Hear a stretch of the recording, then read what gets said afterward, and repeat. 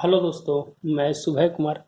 दोस्तों, मैं BPSC 66 Bihar assignments और बिहार सीजीएल सचिवालय सहायक से रिलेटेड जो वन लाइनर एग्जामिनेशंस होते हैं उसके लिए मैं अपना सीरीज चालू किया हूं दोस्तों। और मेरा इससे पहले 3 वीडियो ऑलरेडी आ चुका है, आप जाकर देख सकते हैं। बिहार एसआई प्लेलिस्ट में और बिहार बीपीएससी 66 प्लेलिस्ट है, दोनों में आप जाकर देख सकते हैं। दोस्तों, इससे पहले जो वीडियो बना है उसके बाद उसी को हम कंटिन्यू कर रहे हैं। आज इस वीडियो में 4 पार्ट हैं: जलवायु, भारतीय जलवायु, मौलिक कर्तव्य और इकोनॉमिक्स में आर्थिक नियोजन एंड करेंट अफेयर्स। ये 5 है और इसी को लेकर मैं दोस्तों डेली मेरा वीडियो यही इसी प्रकार का होता है। और मैं कोशिश करता हूँ कि जहाँ से क्वेश्चंस पूछे जाते हैं वहाँ से क्वेश्चंस को मैं आपके सामने रखने की कोशिश करूँ। ज़्यादा भटकाव नहीं होना चाहिए, जो बाइक प्रॉपर होना चाहिए, उससे मैं कोशिश करता हूं। अगर ये वीडियो अच्छा लगता है तो आप दोस्तों के बीच शेयर कीजिए, लाइक कीजिए, सब्सक्राइब कीजिए और वीडियो को जरूर देखिए दोस्तों, क्या कि मेरा भी मनोबल है जो बढ़ता है कि हम जो काम कर रहे हैं सही कर रहे हैं कि नहीं, यार इसमें बदलाव की जरूरत है।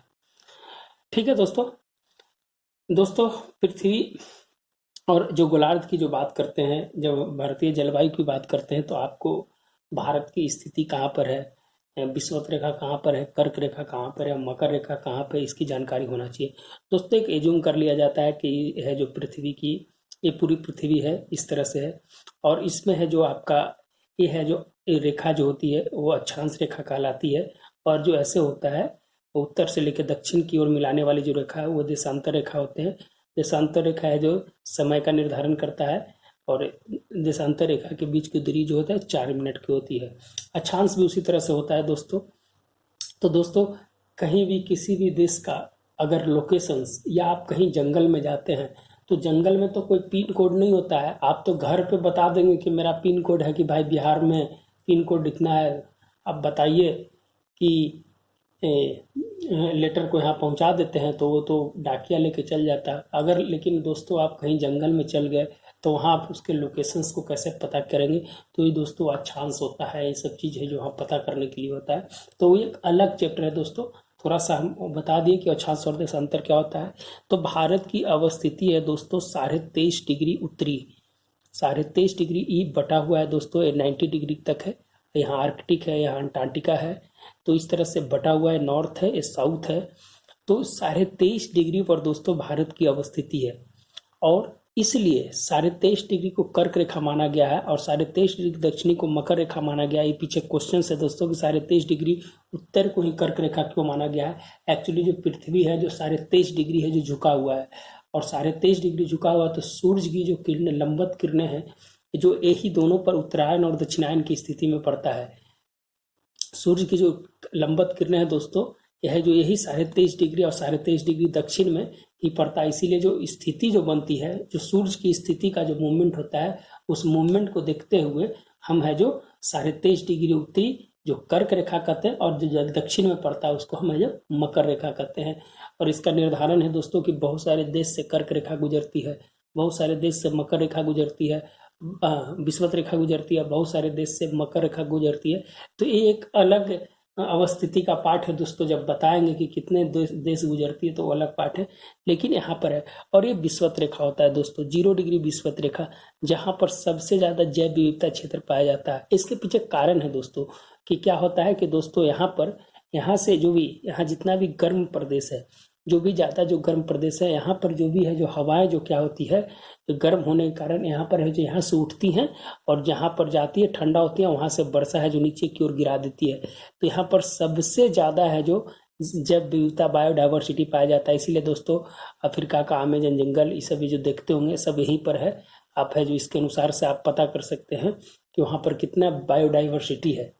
बायोडाइवर्सिटी, जैव विविधता, बहुत सारे आपका वहाँ पर जंगल और रहने का जो पशु पक्षी जो भी है, जिस तरह से रहने का स्थिति है वो है जो सब आपकी है जो यहाँ पर यहाँ की अवस्थिति में पाया जाता है। इसीलिए पूछा जाता है कि भारत या कहीं भी कि जो भारत वर्ल्ड में भारत का तो अलग स्थान हो जाएगा, लेकिन जो किस रेखा पर सबसे ज्यादा जैव विविधता पाई जाती है तो आपका है जो आपका विषुवत रेखा, उसका आंसर है जो होगा दोस्तों। तो दोस्तों भारत की स्थिति के बारे में हम बताते हैं। ये कुछ एडिशनल बातें थी जो आपको हम बताए दोस्तों, काहे कि उस समझने के लिए जरूरी था आपको। तो भारत के बारे में स्थिति बताते हैं। भारत उष्णकटिबंधीय मानसून वाला प्रदेश। क्यों उष्णकटिबंधीय मानसून वाला प्रदेश है दोस्तों?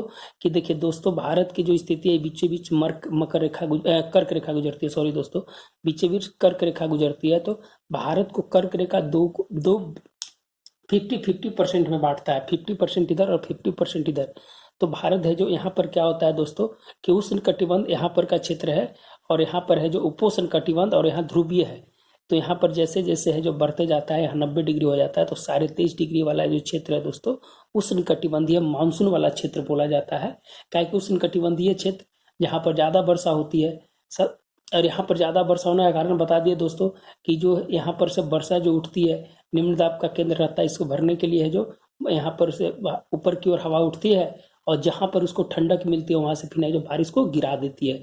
तो भारत है जो बीचों बीच वाली स्थिति में है। तो भारत का देखते होंगे दोस्तों कि ई वाला जो इलाका है, जो हिंद महासागर से जो आपका जो आप दक्षिण पश्चिम मानसून है जो केरला से निकलती है, और वहां से मेघालय के शिलोंग पठार से टकराते हुए है जो फिर है जो बंगाल, उत्तर प्रदेश, दिल्ली होते हुए राजस्थान पहुंच जाती है।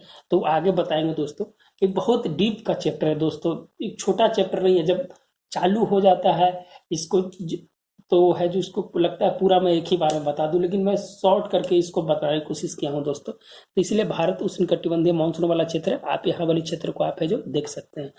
देखिए दोस्तों, भारत है जो उत्तरी सीमा पर हिमालय है। भारत की उत्तरी सीमा पर हिमालय आप जानते हैं, और जलवायु विभाजक का है जो कार्य करता है। अगर हिमालय की स्थिति नहीं रहती दोस्तों तो भारत में भी यूरोप जैसा ठंडा होता, क्या कि वो अवरोधक का काम कर देता है। हिमालय जो उधर का जो स्थल खंड का पार्ट है, वो अगर मान लीजिए कि अगर स्थिति अगर नहीं होती वर्तमान की स्थिति, तो भारत में भी जो ठंडा पड़ता वो यूरोप की जैसे ठंडा पड़ता।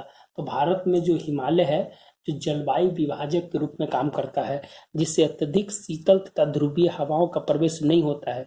नहीं तो अगर इस हवा का प्रवेश साइबेरियन और तिब्बत से, अगर साइबेरियन प्रदेश से अगर आता दोस्तों, तो यहाँ की स्थिति क्या होती? जम्मू कश्मीर में तो कितना ठंडा गिरता है। अगर इधर आ जा, अगर हिमालय नहीं होता तो अगर आपको इधर साउथ तक है, इतना ठंडा होता कि जम जाता लोग, बहुत ज्यादा। मैंने ठंडा, मैंने जम जाता नहीं, मैंने बहुत ज्यादा ठंडा हो जाता, जिससे वहाँ के लोग होते हैं। देखिए दोस्तों, जो हवाओं का मौसमी परिवर्तन होता है, मानसून का कारण भारत में वर्षा होने के कारण होता है। जो हवाओं का मौसमी परिवर्तन उसको कहते हैं। इसीलिए सर्वाधिक वर्षा जो होती है दोस्तों भारत में दक्षिण पश्चिम मानसून से होती है। ध्यान रखिएगा, VVI क्वेश्चन है, पूछता है कहीं। भारत में सर्वाधिक वर्षा है जो दक्षिण पश्चिम मानसून से, करीब करीब 80% बारिश होती है दोस्तों। जैसे दोस्तों ये भारत की स्थिति है। तो भारत की स्थिति है दोस्तों, तो ये है आपका है जो आपका यहाँ पर हिंद महासागर का पूरा क्षेत्र है यह पूरा, और यहाँ है जो बंगाल की खाड़ी इधर है, और यहाँ है जो अरब सागर है। अरब सागर से दोस्तों यहाँ से जब निकलती है तो केरला के तट पर 200 सेंटीमीटर बारिश, और यहाँ से निकलती है दोस्तों, तो यहाँ मेघालय का है कि जब मानसून जब निकलती है तो ये एरिया में बारिश नहीं होती है दोस्तों। ये लौटती मानसून यहाँ बारिश करता है। उड़ीसा से उत्कल तट से लेके तमिलनाडु के कोरोमंडल, यहाँ जो कोरोमंडल तट है वहां तक है जो आपका है जो लौटती मानसून का वर्षा करते हैं। यहाँ से निकलती है दोस्तों, और यहाँ मेघालय का जो शिलोंग पठार है, यहाँ राजमहल गारो गैप है, और यहाँ से निकलती है मेघालय की शिलोंग पठार पर अपनी बारिश को गिरा देती है। यहाँ भी 200 सेंटीमीटर बारिश होता है। और यही गारो खासी जयंतिया पर्वत है दोस्तों, और यहाँ पर रबर की भी खेती, इसलिए क्वेश्चन पूछा गया था पिछले बार बिहार एसआई में कि गारो खासी जयंतिया पर है जो किस प्रकार की फसल होती है, तो उसमें रबर ऑप्शन था। तो आप है इसी सब क्वेश्चंस को पकड़िएगा कि जहाँ 200 सेंटीमीटर से ज़्यादा बारिश होगी वहाँ पर रबर की खेती की जाती है। तो यहाँ पर है दोस्तों, यहाँ पर से चलने के बाद फिर ये है जो यहाँ से टकराती है, और उत्तर प्रदेश, दिल्ली, और यहाँ से होते हुए राजस्थान में आके अपनी नमी को कमजोर कर देती है, जिसके कारण सबसे ज़्यादा कम बारिश जो भारत में होती है दोस्तों, सबसे ज़्यादा विविधता जो है बारिश का, यह है जो राजस्थान में पाया जाता है। 15 सेंटीमीटर, 12 सेंटीमीटर तक आका गया है दोस्तों। तो ये है जो पूरा क्रियाकलाप है दोस्तों, एक मैथ में बताएंगे, लेकिन आपको क्वेश्चंस के प्रति हम बता रहे हैं कि कौन सा क्वेश्चंस आता है, इसीलिए मैं थोड़ा सा आपको ब्रीफ यहाँ कर दिया हूँ दोस्तों। ये बहुत बड़ा चैप्टर है दोस्तों पढ़ने के लिए। अंत में दोस्तों कश्मीर घाटी में जाती है, जो बता रहे हैं कि जो अंतिम में है, जो यहाँ पर राजस्थान के पास है, और फिर इधर से जो काला सागर से, कैस्पियन सागर से जब आती है तो ये टकराते हुए यहाँ से निकलती है और फिर दक्षिण के तटों पर यह बारिश करती है, फिर उसको लौटती मानसून कहते हैं। फिर बाद की पार्ट है दोस्तों, फिर इसको मैं बताऊंगा। एशियाई मानसून की व्याख्या एडमंड हेली के द्वारा, एशियाई जो मानसून है उसकी व्याख्या है जो एडमंड हेली के द्वारा 1686 में किया गया था। इसको क्लासिकल थ्योरी को भी नाम से जानते हैं दोस्तों, क्लासिकल थ्योरी। और शरद ऋतु जो होता है दोस्तों भारत में, उसको निर्बल ऋतु भी कहा जाता है। यह जो कुछ क्वेश्चन है दोस्तों, इसीलिए आप है जो ध्यान रखिएगा। भारत का 1/3 क्षेत्र पर दोस्तों 750 सेंटीमीटर बारिश होती है, और सबसे ज्यादा बारिश होती है 1080 सेंटीमीटर मिलीमीटर 1080 सेंटीमीटर जो बारिश होती है दोस्तों, ये है जो मासिन राव एक जगह है दोस्तों, वहां पर होती है। चेरापूंजी के पास मासिन राव जगह है, वहां पर होती है दोस्तों 1080 सेंटीमीटर बारिश वहां पर होती है। तो दोस्तों ये करीब करीब आपको एक शॉर्ट फॉर्म में हम बता दिए हैं। और इसको अब जब 2 भाग में बांटते हैं भारतीय मानसून के दोस्तों, तो दक्षिण पश्चिम आपका वेरी इंपॉर्टेंट पार्ट होता है, और उत्तर पूर्व मानसून होता है, जिससे है जो भारत के कुछ क्षेत्रों में वर्षा कर पाती है। तो पहले आपको दक्षिण पश्चिम के बारे में बता देते हैं, उसके बाद उत्तर पूर्व के बारे में बताएंगे दोस्त। दक्षिण पश्चिम मौसम है जो ग्रीष्म ऋतु में होती है, और हिंद महासागर के अरब सागर से निकलती है, और केरल से शुरू होती है। और पूरे भारत में कब आ जाती है? 1 जून से 22 जुलाई। अभी वर्तमान दोस्तों मई जून आने वाला है, तो अब है जो अब मानसून का काल को देख सकते हैं, तो 1 जून से 22 जुलाई के बीच है जो ये पूरा फैल जाता है। और इसमें है जो कोरोमंडल तट, आंध्र तट और उड़ीसा तट पर इसमें बारिश नहीं होती है। पॉइंट टाइप इसलिए बता दिए दोस्तों कि आप है जो डायरेक्ट है जो जब पढ़िएगा क्वेश्चन, तो आप है जो डायरेक्ट याद हो जाएगा कि हाँ इस चीज है। ये आपका रैपिड जब आप एग्जाम देने के समय, जब रैपिड एग्जाम का तैयारी कीजिएगा, प्रिपरेशन कीजिएगा, तो उस समय ये सब आपको नोट्स बनाइएगा तो बहुत काम करेगा दोस्तों। उस समय 80% बारिश इसी माध्यम मानसून से होती है। कारण दोस्तों पंजाब में जो निम्न वायु दाब का क्षेत्र है, जो विषुवत रेखीय पर दाब को भरे जाना, जो विषुवत रेखीय दाब है उस पर जो पंजाब में जो ऊपर वाला इलाका है, जो बताए थे कि निम्न दाब का केंद्र बनता है, और केंद्र बनने के कारण जो उसका जो दबाव होता है विषुवत रेखा पर ज्यादा पड़ता है, और फिर है जो हवा ऊपर की ओर उठती है, और उसके बाद वर्षा है जो वहां पर गिराती है। ये है जो वर्षा का जो काल होता है, इस काल को ही है जो दोस्तों आपको विषुवत रेखा और मकर रेखा की स्थिति को समझना जरूरी होता है। जब नहीं समझिएगा तो आप भारतीय जलवायु, जब जलवायु नहीं समझिएगा तब वनस्पति नहीं समझ पाएगा, जब वनस्पति नहीं समझ पाइएगा तब आप मिट्टी नहीं समझ पाएगा। अब देखिए दोस्तों, अब मिट्टी को पूरा है जो जलवायु पर निर्भर करता है, तो आपको जलवायु बहुत बढ़िया से पढ़ना होगा। जलवायु नहीं पढ़िएगा तो बाकी आपका जितना भी ये है आपका है जो खत्म हो जाएगा, आप नहीं समझ पाइएगा। इसलिए दोस्तों कि जितना भी है जो जलवायु पर ही निर्भर करता है, वनस्पति, ज्यादा बारिश होता है, ये सब आप केरला वाला में देखिए, उष्णकटिबंधीय सदाबहार वन होता है, जहाँ पर ही 200 सेंटीमीटर बारिश होती है। तो जहाँ जहाँ 200 सेंटीमीटर बारिश होगा वहाँ उष्णकटिबंधीय सदाबहार वन होगा। जहाँ जहाँ 150 सेंटीमीटर बारिश होगी उष्णकटिबंधीय मानसून वन होगा। जिससे मान लीजिए कि आपका मध्य प्रदेश वाला, बिहार वाला इलाका जो है, ये सब उष्णकटिबंधीय मानसून वाला क्षेत्र है, और इधर है जो आपका सदाबहार है। तो आप है जो वहाँ पर इसको नहीं समझ पाइएगा तब नहीं देख पाइएगा, तो आपको कन्फ्यूजन है जो सब दिन रहेगा दोस्तों। इसीलिए आप है जो जलवायु को बढ़िया से समझना है। उत्तर पूर्व मानसून, इसको लौटती मानसून भी कहते हैं दोस्तों। इस शीत ऋतु में ज्यादातर है जो एक्टिव होती है, शीत ऋतु में एक्टिव होती है। नमी की मात्रा नहीं होती है, वर्षा इसीलिए नहीं, जब नमी रहेगा, जब नमी नहीं रहेगा तो वर्षा नहीं कर पाएगी। और नमी पूर्वोत्तर भारत में होने के कारण बंगाल की खाड़ी से प्राप्त करता है। अगर नमी जो है दोस्तों, अब है जो आप मान लीजिए कि ये यहाँ का इलाका है, यहाँ का इलाका है, जब ये लौटती मानसूनी जो होते हैं दोस्तों, तो इसमें जो हवा होता है, हवा है जो कमजोर होता है, तो ये क्या करती है कि बंगाल की खाड़ी से जो नमी को प्राप्त करती है, और यहाँ से जो तिब्बत के सहारे से जो हवा आती है, वहाँ से जो नमी आती है, उस नमी को है दोस्तों यहाँ से लिया तो गर्म हो गया, गर्म होने के बाद यहाँ से जो आ रहा है तो ठंडा हो रहा है, और यहाँ आने के बाद यहाँ पर है जो बारिश को गिरा देती है तमिलनाडु तक। तो यही देखिए, जब यहाँ से निकल गया तो नमी की मात्रा, लौटती मानसून चल रही है, तो यहाँ है जो गर्म हवा को, बंगाल की खाड़ी से गर्म हवा को है जो प्राप्त किया, और यहाँ से ठंडी हवा आ रही है, और ठंडी हवा का जो प्रेशर पड़ेगा दोस्तों, तो यहाँ पर है जो तमिलनाडु के कोरोमंडल तट पे है जो बारिश को उड़ीसा से उत्कल तट से लेके यहाँ तक है जो बारिश को गिरा देती है। तो ये कुछ कंसेप्टेड है दोस्तों, इसको आपको समझना जरूरी है। ठीक है दोस्तों, आगे बढ़ते हैं। पश्चिमी विक्षोभ क्या है दोस्तों? पश्चिमी विक्षोभ है दोस्तों कि शीतोष्ण चक्रवात है दोस्तों। चक्रवात है, इसका जन्म कहाँ से होता है? तो यूरोप में इसका जन्म होता है और ये काला सागर और कैस्पियन सागर से नमी को लेते हुए और ये पूर्व की ओर जब बढ़ती है, ये मान ले दोस्तों कि ये यहाँ का इलाका है, ये आपका राजस्थान हो गया, यहाँ हिमाचल प्रदेश हो गया, यहाँ दिल्ली हो गया। ये दोस्तों जब पूर्व से आती है तो ये आती है तो यहाँ से काला सागर और कैस्पियन सागर से नमी को उठाती है और नमी को उठाती है दोस्तों और पूर्व की ओर बढ़ती है और बढ़ने के बाद हिमालय से टकराती है। तो हिमालय से जब टकराती है दोस्तों तो इस यहाँ की जो बारिश होती है जो बूंदे बूंदे के रूप में, जो हिमपात के रूप में आपका पंजाब, हरियाणा और दिल्ली वाले क्षेत्र में आप देखते होंगे कि बारिश होती है उस समय जब ठंडा बहुत ज़्यादा होता है। तो आप है जो इस चीज़ को है जो आपको डायग्राम से इसको हम समझा दिया, आप समझ जाइएगा।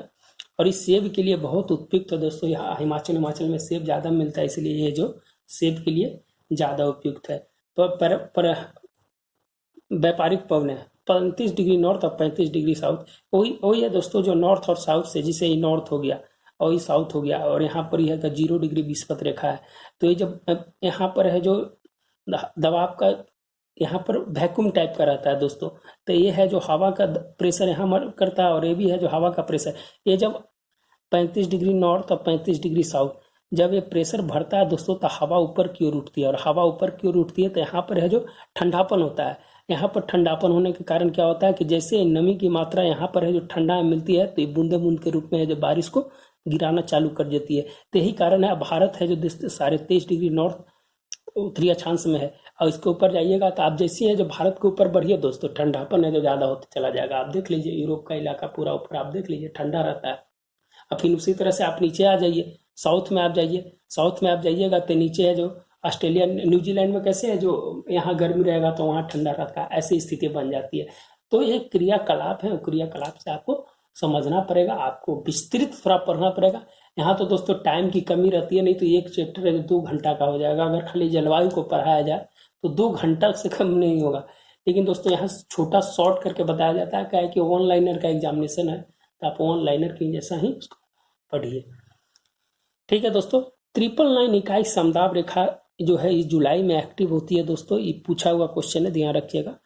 999 इकाई समदाब रेखा है जो जुलाई में एक्टिव होती है। राजस्थान, एमपी, बिहार और पश्चिम बंगाल के रास्ते में है जो ये जो समदाब रेखा है जो बहती है। तो राजस्थान, एमपी, बिहार और पश्चिम बंगाल आप है जो बताइएगा दोस्तों कि जो कर्क रेखा भारत के कितने राज्यों से गुजरती है और क्या कौन कौन से है, और देशांतर रेखा भारत के कौन कौन से राज्यों से गुजरती है, आप दोनों को बताइए। क्या दोनों को कहीं किसी एक पॉइंट पर काटती है, ये आप है जो आपको बताना है कमेंट सेक्शन में दोस्तों। चलिए दोस्तों आगे, प्रति चक्रवातीय दशा दिसंबर टू जनवरी, अच्छा एक क्वेश्चन लिख दिए थे। ITCZ inter tropical conversion zone विचरण करता है दोस्तों। ये एक्चुअली क्या है दोस्तों कि जो 35 डिग्री नॉर्थ और 35 डिग्री साउथ जो स्थिति जो बनती है और यहाँ से आती है और हवा ऊपर की ओर उड़ जाती है और होने के बाद दोस्तों ये एक्चुअली है ना कि हमेशा विचरण करते रहता है। विचरण करने का कारण है कि दोस्तों कि जो सूर्य जब उत्तरायण होता है तो उत्तर की ओर और दक्षिणायन होता है तो दक्षिण की ओर। एक जगह है जो एक्टिव है जो दोस्तों ये नहीं रहता है और नहीं रहने के कारण है दोस्तों कि है जो सूर्य का जो पॉइंट है अपना जो पृथ्वी की जो घूमने की ये चाल है, तो आप जानते हैं कि उत्तरी गोलार्ध का बड़ा दिन हो जाता है, दक्षिणी गोलार्ध का बड़ा दिन होता है, मौसम में परिवर्तन हो जाता है। तो सब दोस्तों ये है जो इंटरट्रॉपिकल कन्वर्जन जोन में ये है जो इस चीज़ को भी इफेक्ट है जो डालता है दोस्तों। ये जो ठंड में दक्षिणायन में हो जाता है और ग्रीष्म ऋतु में उत्तरायण में हो जाता है और हवा को कमजोर कर देती है। बस आपको छोटा सा इसका कंसेप्ट जानना था कि क्या होता है यहाँ पर ITC जोन का।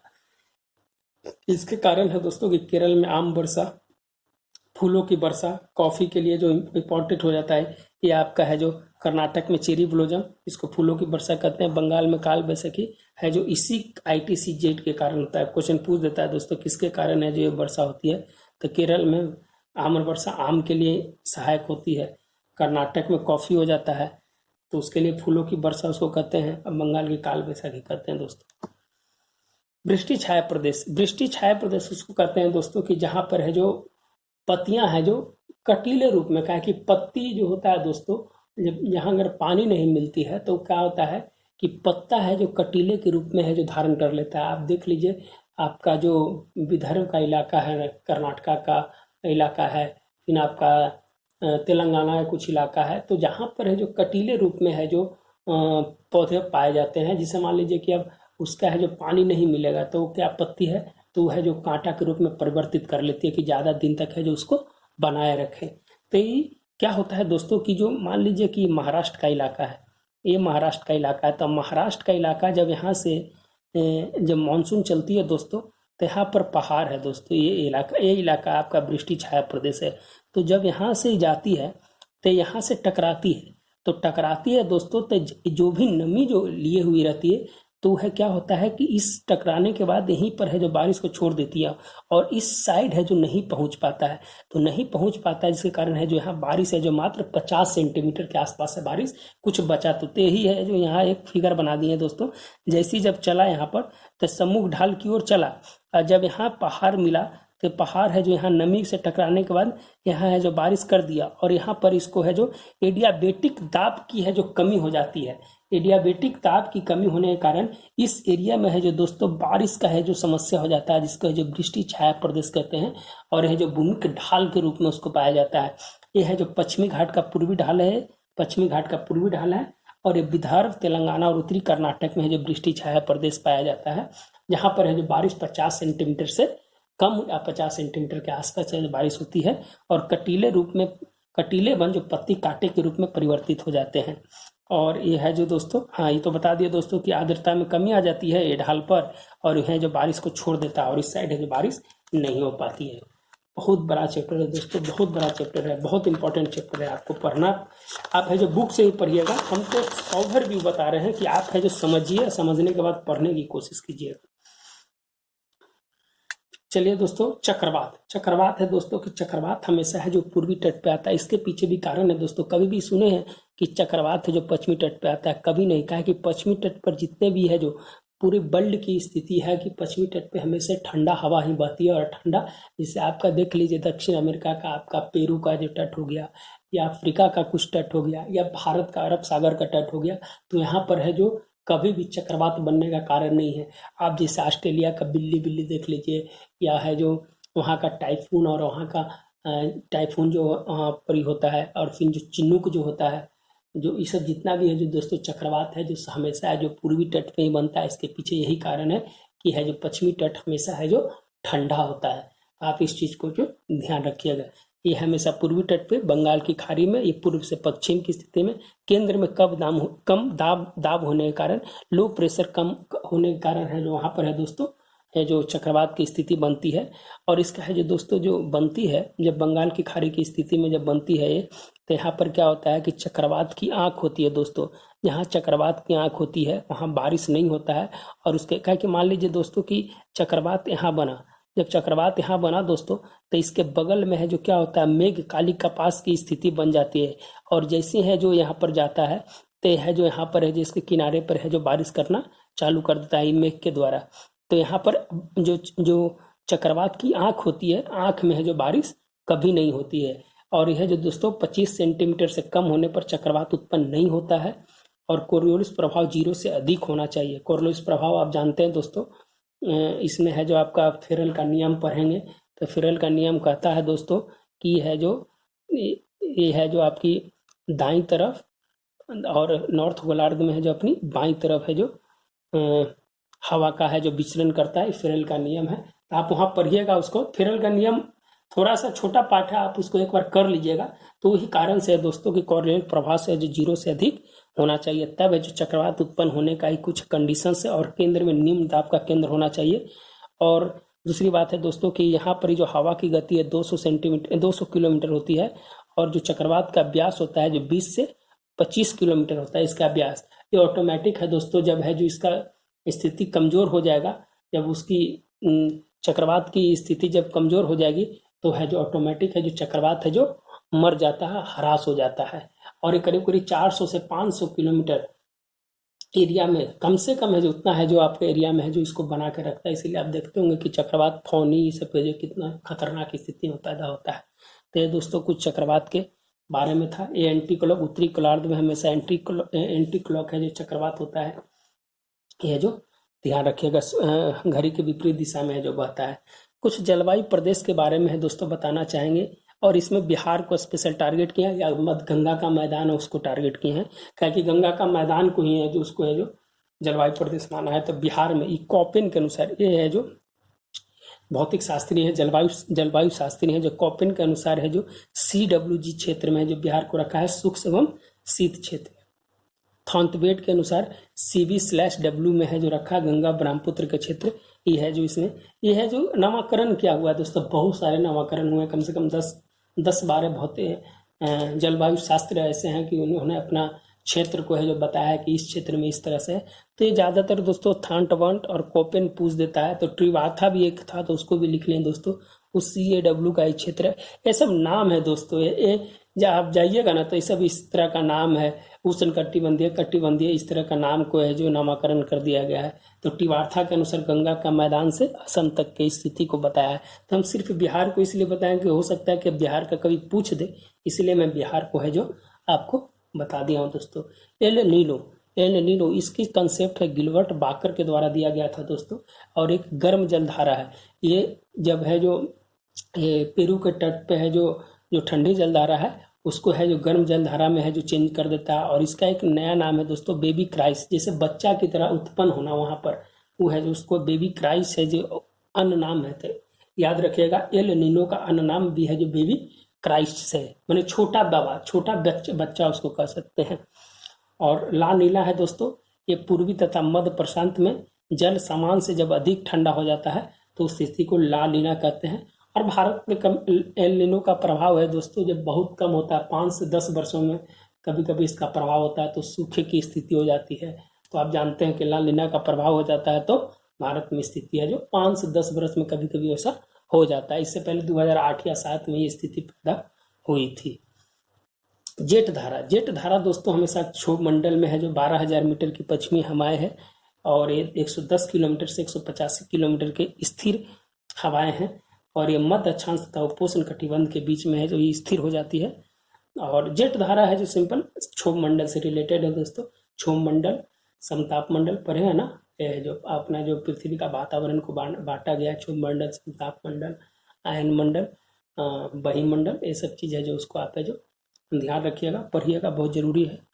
और एक लास्ट है दोस्तों, राष्ट्रीय मानसून मिशन की स्थापना कब हुई थी? तो 2012 में हुई थी राष्ट्रीय मानसून मिशन की स्थापना।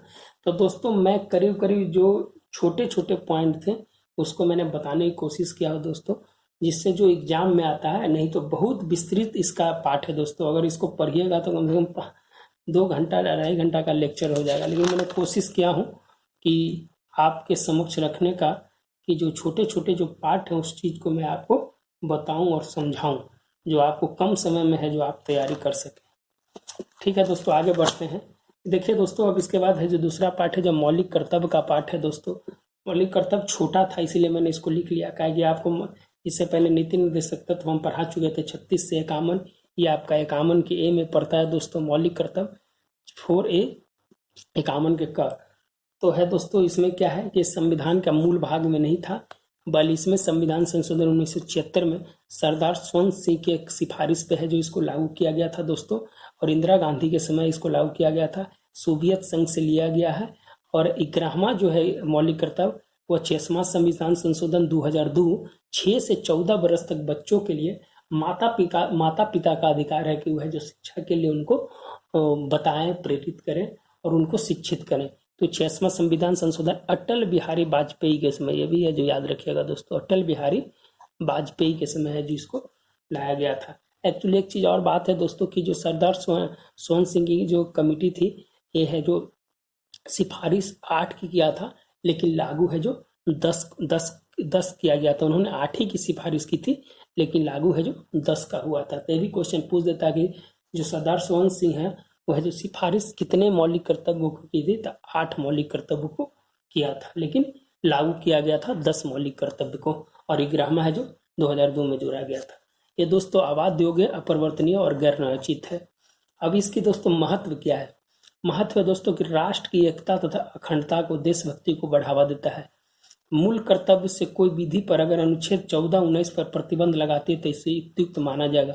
अगर दोस्तों मूल कर्तव्य में कोई विधि है और जो समानता का अधिकार और है जो स्वतंत्रता का अधिकार पर अगर प्रतिबंध लगाती है तो इसे क्या होगा?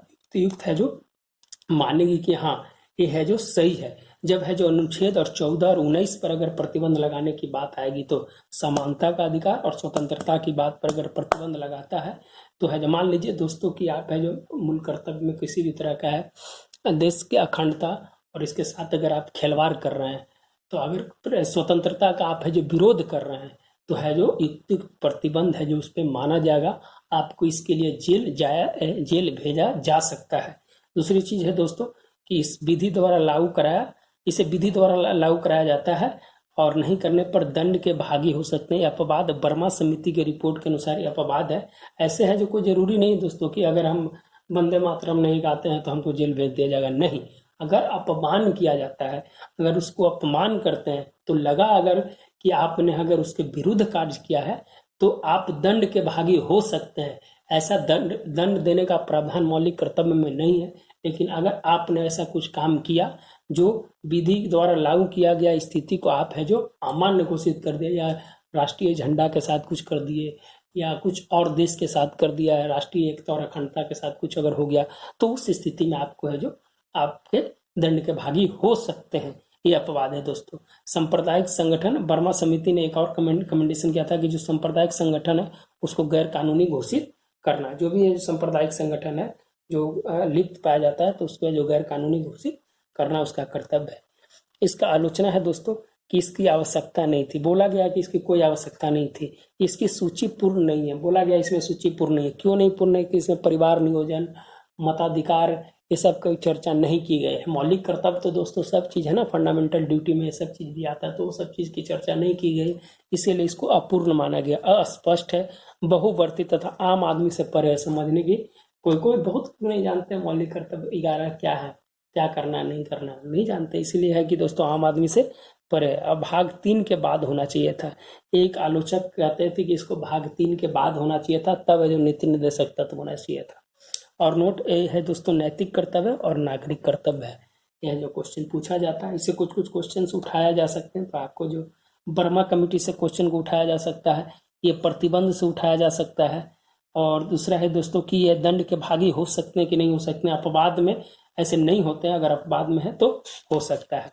तो ये कुछ है दोस्तों जो आपका क्वेश्चन पूछ देता है कि मौलिक कर्तव्य है जो कैसा है, तो नैतिक कर्तव्य है कि नागरिक कर्तव्य है या दोनों है, तो उसको दोनों टिक करना है। उसमें किसके समय में लाया गया था, तो यही सब क्वेश्चन है दोस्तों। अच्छा दोस्तों, अब इकोनॉमी की पार्ट है। इकोनॉमी के पार्ट में है दोस्तों कि आर्थिक नियोजन की स्थिति को, आर्थिक नियोजन है दोस्तों कि ये 7वीं अनुसूची में है और यह जो समवर्ती सूची में रखा गया है। समवर्ती सूची उसको कहते हैं दोस्तों जो केंद्र और राज्य में दोनों है जो उस पर है जो कार्य कर सकता है। अगर इसके अलावा कुछ बचती है तो अवशिष्ट शक्तियां हैं जो केंद्र के पास होगी, 248 के आसपास 92 करते हैं वो, उस पर है जो उस कानून बना सकती है। तो दोस्तों आर्थिक नियोजन क्या है? आर्थिक नियोजन है दोस्तों कि संपूर्ण अर्थव्यवस्था के लिए लक्ष्य निर्धारित करना। जो भी अर्थव्यवस्था है उसके लिए है जो लक्ष्य को निर्धारित करना, यह आपका आर्थिक नियोजन कहलाती है। दोस्तों इसका कुछ क्रम है और कुछ रोड मैप है। उस रोड मैप के बारे में आपको थोड़ा बता देता हूँ। सबसे पहले विश्वेश्वरैया योजना, फिर फिक्की प्रस्ताव, फिर कांग्रेस योजना, राष्ट्रीय नियोजन समिति, बॉम्बे प्लान, जन योजना, सर्वोदय योजना और कोलंबो योजना। ये सब इतना ये इंटरनेशनलाइज है दोस्तों। ये है जो कोलंबो में इसकी है जो बैठक हुई थी 26 देशों के द्वारा। तो ये कुछ ऐसा बात है दोस्तों जिसका जो रोड मैप है जो भारतीय आर्थिक स्थिति को बनाने के लिए या भारत को आर्थिक गति प्रदान देने के लिए है जो इस तरह के है जो कुछ प्लान है जो बनाए गए थे, जो 1950 के बाद थे। और 1950 के बाद तो समाजवादी मॉडल के रूप में है जो अपनाया ही गया था और पंचवर्षीय योजना को लागू कर दिया था। तो विश्वेश्वरैया योजना क्या था दोस्तों कि प्लान्ड इकोनॉमी ऑफ इंडिया एक बुक 1934 में यह जो लोकतांत्रिक पूंजीवाद की है जो बात करता है दोस्तों, इसमें 1934 में है जो इनके द्वारा है जो इसको दिया गया था। फिक्की प्रस्ताव, फिक्की है federation of India chambers of commerce and industry, ये है जो दोस्तों 1934 में अपना प्रस्ताव को रखा था। कांग्रेस योजना 1938 में सुभाष चंद्र बोस की जो द्वारा है जो ये जो है जो अपना इस चीज़ को बताया गया था। राष्ट्रीय नियोजन समिति जवाहरलाल नेहरू के द्वारा यह जो बताया गया था। बॉम्बे प्लान 1944 में उद्योगपति जो मुंबई के 8 उद्योगपति थे उसको है उन्होंने बताया था। और इस राष्ट्रीय आय दुगनी और प्रति व्यक्ति आय दुगनी और इसकी प्रणाली पूंजीवादी थी। क्वेश्चन पूछा है दोस्तों कि किस प्लान में है जो राष्ट्रीय आय की दुगनी राष्ट्रीय आय दुगनी और प्रति व्यय दुगनी की बात कही गई थी। तो इसीलिए हम इस चीज़ को लिख दिए हैं। ये VBI है, आप है जो इसको याद रखिएगा।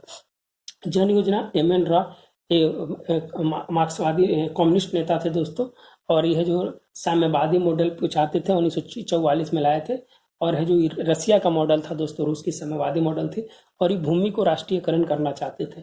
इसका मेन इंपॉर्टेंट था कि भूमि को राष्ट्रीयकरण करना चाहते थे इस साम्यवादी मॉडल पर। और ऐसा भी है जो दोस्तों कि आपका जो योजना है, आपको पंचवर्षीय योजना है, जो योजना आयोग है दोस्तों, जो आपका है जो रूस के मॉडल पर ही है आधारित। अच्छा, ये बताइए कि जो योजना आयोग तो रूस के मॉडल पे है और नीति आयोग किसके मॉडल पर है? आप है जो इसका आंसर अगर कहीं मिले तो कमेंट बॉक्स में जरूर कीजिएगा। और एक क्वेश्चन और, योजना आयोग है जो ये आपका इस रिलेटेड है, क्या है, भूल गए क्या नाम था। चलिए ठीक है दोस्तों, मैं याद रहेगा। जैसे मान लीजिए कि नीति आयोग है जो कोऑपरेटिव फेडरलिज्म को अति करता है, तो जो योजना आयोग है वो किसको है जो सपोर्ट करता है? तो आप है जो उसका आंसर भी है जो बताइएगा। आगे बढ़ते हैं दोस्तों। उसमें जो सर्वोदय योजना है JP नारायण, और इसमें JP जयप्रकाश नारायण, और इसमें है जो अहिंसात्मक ढंग से शोषण विहीन समाज का निर्माण करना है। इसका है जो दोस्तों आपको है यहाँ पर है जो सर्वोदय योजना की है जो VBI पॉइंट है, इसको आप है जो ध्यान रखिएगा। कोलंबो योजना 1950 में 26 देशों को मिलकर एक संगठन बनाया था। और कैसे है जो अर्थव्यवस्था में तेज गति लाना, इसके लिए है जो दोस्तों वहाँ पर है जो बैठक में इस चीज़ को लाया गया था। एक्चुअली दोस्तों नियोजन में क्या क्या चीज़ होता है? तो निर्देशात्मक होता है, सामाजिकता होता है, व्यापक योजना होता है और भौतिक आयोजन होता है। ये चारों मिलकर दोस्तों है जो नियोजन की स्थिति को दर्शाता है कि क्या क्या करना चाहिए। इसमें है जो आपका इम्पोर्टेंट ये पूछ देता है 4 पिलर के बारे में, ये चारों दे देगा दोस्तों और बताएगा कि इनमें से कौन नहीं था या कोई है। तो है जो इसको आप है जो इसको समझिएगा। अब है दोस्तों कि यहाँ तो छोटा छोटा पार्ट था जो मैंने बता दिया, इस चीज़ को याद रखिएगा। यहाँ से एक क्वेश्चन आपको कोई भी एग्जाम में पूछेगा दोस्तों, एकदम फिक्स है। कोई क्वेश्चन या तो डेट पूछ दे या उससे रिलेटेड पार्ट पूछ दे, या आपको कहीं ना कहीं है जो पूछेगा ही पूछेगा। एक क्वेश्चन याद रखिएगा इससे। अब योजना आयोग 1950 में है दोस्तों। भारतीय योजना का वास्तुकार किसे बोला जाता है? तो PC महानवोलिस को बोला जाता है भारतीय योजना का वास्तुकार दोस्तों। अच्छा, योजना आयोग क्या है दोस्तों? 1950 में है। गैर संवैधानिक के मतलब संविधान में इसका कोई चर्चा नहीं है। परामर्शदात्री निकाय है और इसके प्रथम उपाध्यक्ष गुलजारी लाल नंदा थे। आपको यही बताना है दोस्तों कि योजना आयोग जो है एक किस पे वर्क करता है। अभी जो मैं पीछे क्वेश्चन पूछ रहा था, मैं अभी भी भूल गया हूँ, बट भूल रहा हूँ, मैं याद नहीं आ रहा है। जैसे नीति आयोग जो है दोस्तों कोऑपरेटिव फेडरलिज्म पे, संघीय संघवाद पे काम करता है। तो ये किस पे काम करता है, इस पे है जो आपको बताना है, आपको कमेंट बॉक्स में बताना है। और कौन टॉप टू बॉटम चलता है और कौन बॉटम टू अप चलता है, ये भी है जो आपको बताना है कि top to bottom NITI Aayog है कि योजना आयोग है। आप कोई दोनों में से बताना है आपको कमेंट बॉक्स में। चलिए दोस्तों, योजना आयोग को खत्म कर दिया दोस्तों। योजना और नीति आयोग के बारे में अगले चैप्टर में बताएंगे। बहुत लंबा चैप्टर हो जाता, बहुत लंबा वीडियो हो जाता दोस्तों, इसलिए मैं उसको नहीं बनाया।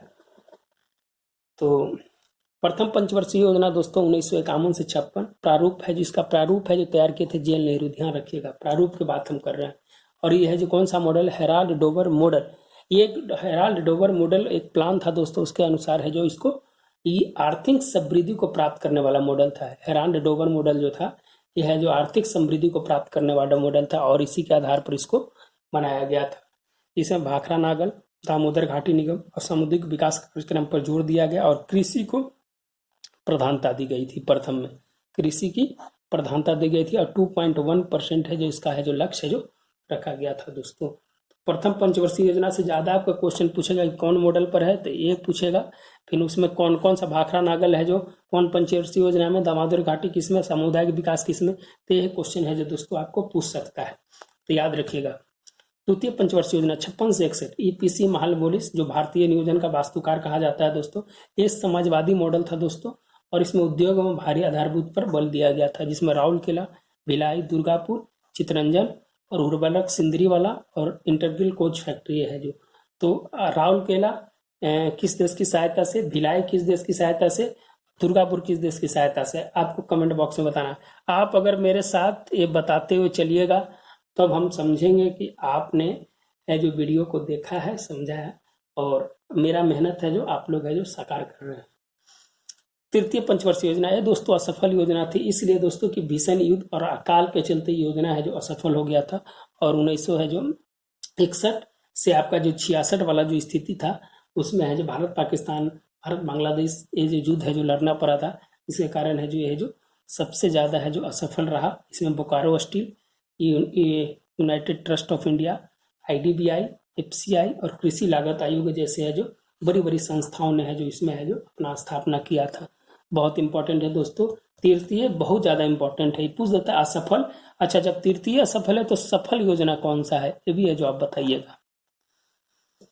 चलिए फिर योजना अवकाश दोस्तों 66 से 69, इसमें है जो दोस्तों योजना अवकाश जब ये फेलवर हो गया तो एक साल के लेके है जो योजना आयोग को चलाया गया दोस्तों 66 से 67, 67 से 68, 68 से 69। उसमें उर्वरक, सिंचाई, हरित क्रांति पे जोर दिया गया।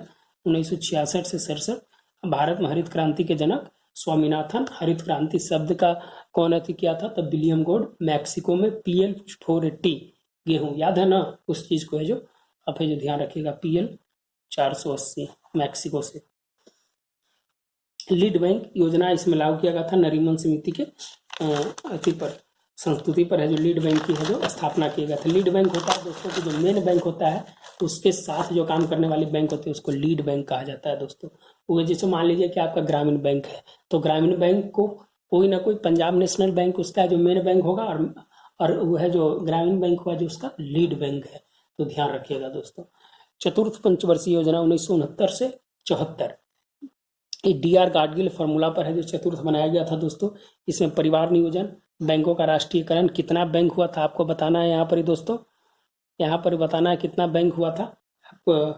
और रोजगार गारंटी योजना, नाभिकीय परीक्षण 74 में, स्माइलिंग मुद्दा, और है जो ये है जो मेन इंपॉर्टेंट था दोस्तों चतुर्थ पंचवर्षीय योजना में, गरीबी हटाओ का नारा।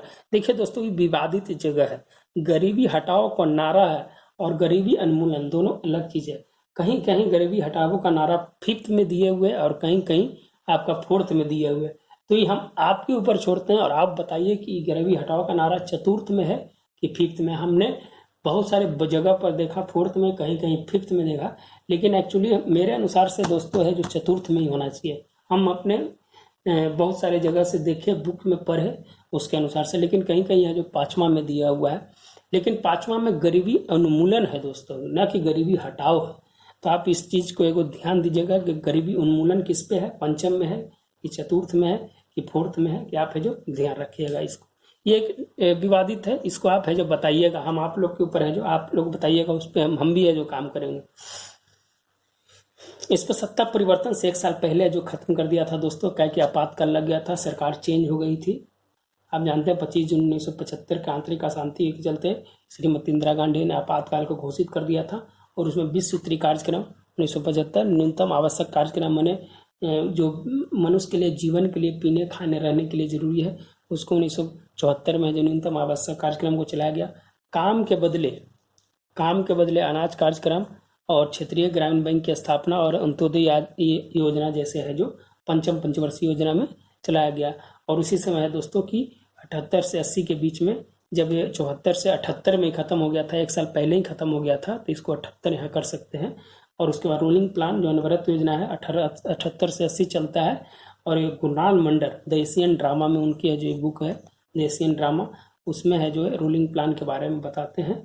और इसमें विमुद्रीकरण कितनी बार हुआ है, 3 बार, तो आपको डेट बताना है कौन कौन सा बार हुआ है। शराबबंदी, सार्वजनिक और बीमा का विस्तार है जो आपका इसमें किया जाता है दोस्तों रोलिंग प्लान में। तो ये कुछ ऐसे थे, और हम आज यहीं तक छोड़ते हैं दोस्तों 5वीं पंचवर्षीय योजना तक, फिर कल 6ठी से बताएंगे आपको। और आज का करंट है जो दोस्तों 10 क्वेश्चन करंट है उसको मैं कर देता हूँ। वर्ल्ड पॉपुलेशन रिव्यू रिपोर्ट 2020 जो जारी किया गया दोस्तों, जो अमेरिका पत्रिका थिंक टैंक के द्वारा जारी किया गया, इसमें भारत को 5वीं अर्थव्यवस्था वाला देश $2.94 ट्रिलियन को बताया है। और पीपीपी में थर्ड पे, अगर पीपीपी के मामले में तो $10.5 ट्रिलियन के बारे में है जो उन्होंने है जो किया है, एक आकलन किया है। और बताया कि प्रतिदिन जनसंख्या कितनी देरी से कितना बढ़ रही है। उसमें पूरा रिपोर्ट है दोस्तों, 5 पेज का पूरा रिपोर्ट है, जो इम्पोर्टेंट था उसमें हम लिख लिए हैं। 2019-20 में प्रति व्यक्ति आय एक स्थिर मूल्य पर होता है, एक वर्तमान मूल्य पे होता है। एक 95,706 है जो स्थिर मूल्य पे है दोस्तों, और वर्तमान मूल्य पे है जो 1,34,432। स्थिर मूल्य और वर्तमान मूल्य क्या होता है जो दोस्तों, कि वर्तमान का समय जो चल रहा है फाइनेंशियल उसके अनुसार देखा जाता है। और स्थिर मूल्य जो होता है दोस्तों, जो आपका बेसिक ईयर होता है उसके साथ देखा जाता है। तो आपका है जो बेसिक ईयर 2000 है आपका 11 और 12 है, उसके अनुसार से है जो कंपेयर किया गया है। और वर्तमान मूल्य है इससे है जो कंपेयर किया गया है। बक्सर के डुमराव राजा के अंतिम महाराज कमल बहादुर सिंह, ये है जो दोस्तों शाहाबाद के सांसद थे उस समय। और कमल बहादुर सिंह पहली लोकसभा के जीवित व्यक्ति थे, उनकी है जो मृत्यु हो गई है। ये बिहार से रिलेटेड है, इसीलिए बिहार के लिए इम्पोर्टेंट हो जाता है। डुमराव राजा, अंतिम राजा कमल बहादुर सिंह। बापू नादकर्णी एक क्रिकेटर था दोस्तों, भारतीय क्रिकेटर हैं। उन्होंने लगातार 21 ओवर मेडन फेंकने का रिकॉर्ड है 1964 में चेन्नई में वेस्ट इंडीज के खिलाफ। और है दोस्तों, ये है जो इनके भी निधन हो गई है बापू नादकर्णी की। तो यह जो थोड़ा इंपॉर्टेंट था, इसीलिए है जो पूर्व भारतीय क्रिकेटर थे, लगातार 21 ओवर है जो मेडन फेंका था इन्होंने।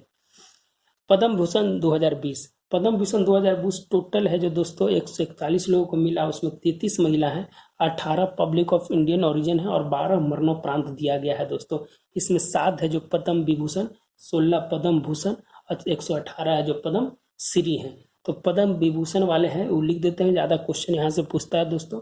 जॉर्ज फर्नांडिस, अरुण जेटली, MC मेरी कॉम, ये राज्यसभा की सदस्य भी हैं दोस्तों। सुषमा स्वराज, ये है जो मरणोपरांत इनको और अरुण जेटली जी को। अनिरुद्ध जगन्नाथ, ये मॉरिशस के PM है दोस्तों, मॉरिशस के पूर्व PM है। श्री विश्व तीर्थ, ये दोस्तों उडुपी जो है वहाँ के है जो ये बाबा हैं, मैंने वहाँ पुजारी उनको कह सकते हैं। अच्छन्नूलाल मिश्र वाराणसी के संगीतकार हैं। जो दोस्तों है जो इस प्रकार से आज का वीडियो खत्म होता है दोस्तों। अगर अच्छा लगे तो जरूर है जो दोस्तों सब्सक्राइब कीजिए, लाइक कीजिए और बताइए कि क्या कमियां रह गई। हम कमियां को जानना चाहते हैं दोस्तों, कि हम जो बताते हैं उसमें क्या कमी है, उस कमी को आप मेरे को बताइए। तो दोस्तों हम आगे में सुधारने की कोशिश करेंगे। और फिर दोस्तों कल से इसी तरह से चलते रहेगा दोस्तों, और कल मिलते हैं फिर नए वीडियो के साथ। तो अगर आपको कहीं भी अगर कुछ गलत बता दिए हों, कहीं होता है मिसटंग हो सकता है, तो आप है जो उसको सुधार कर लीजिएगा। काहे कि लगातार पढ़ाने के चक्कर में, बहुत सारा डेटा को बताने के चक्कर में कहीं मिसमैच भी हो सकता है दोस्तों। तो मेरी छोटी सी कोशिश है आप लोग के सामने। और मैं BPSC के लिए, स्पेशल मेंस के लिए है जो हैंड रिटन नोट्स भी लाता हूं दोस्तों, और आप लोग के लिए भी चालू किया बिहार SI और जो 66 BPSC है प्री है उसके लिए, और बिहार के जो भी एग्जाम है। और आप लोग से एक ही निवेदन है दोस्तों कि आप लोग वीडियो को ज़्यादा से ज़्यादा शेयर करें, दोस्तों के बीच दें, और मेरा मनोबल बढ़ाएं कि हम आपके लिए इस तरह का काम करते रहें और आप है जो इसका फ़ायदा उठाते रहें। धन्यवाद दोस्तों। जय हिंद, जय भारत।